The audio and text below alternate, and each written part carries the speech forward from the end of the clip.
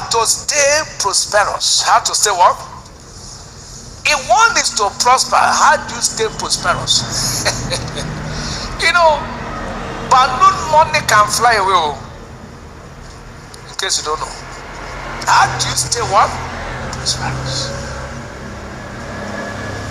In the midst of COVID, but we are very rich.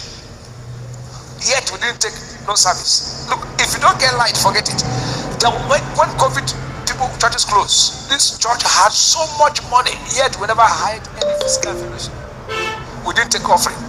So everybody was shocked. We increased the salary of workers inside COVID. Say light. Say light. That is, in COVID, as I increased the staff, their salary. Inside COVID, we never had service, but money was coming. Say light. When you have light, your location is irrelevant. Your location is what? Irrelevant. I'm suffering because I'm in Nigeria. You're suffering because you have no light. I'm suffering because I'm in Togo. You're suffering because you have no light.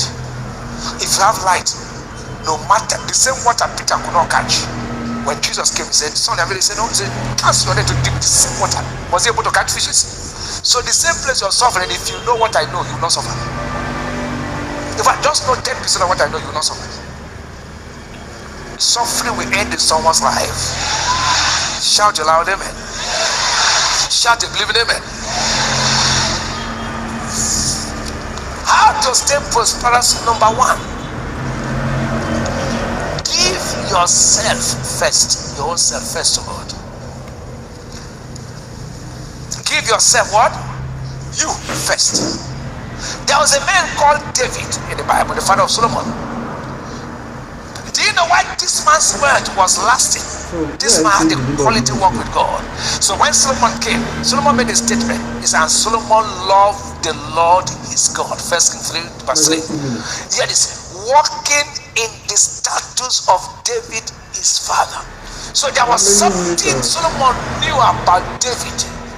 He said, there's something about my father that made him not to be poor till he died. That was what launched Solomon into financial abundance.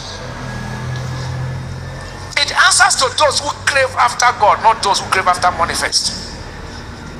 Now here, the man Solomon, 1 Chronicles chapter 29, 2 to 4. Now David speaking said, now I am prepared with all my might for the house of my God, the gold for things to be made of gold, and the silver for things of silver, and the brass for things of brass. Now this David speaking, and so on. And verse 3. Moreover, because I have set my love, David speaking, to the house of my God, I have my own proper good of gold and silver, which I have given to the house of my God, over and above all that are prepared for the holy house. Even 3,000 talents of gold. This man was stupendously rich.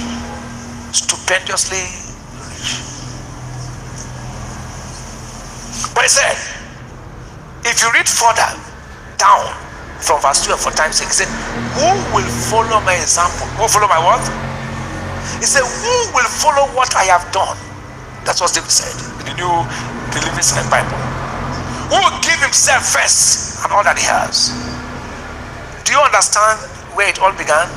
Listen, you can't give yourself and withhold what you have. The reason we are withholding is because we have not given ourselves first. You are withholding because you have not given yourself. Now look at 2 Corinthians 8 verse 5, the B part.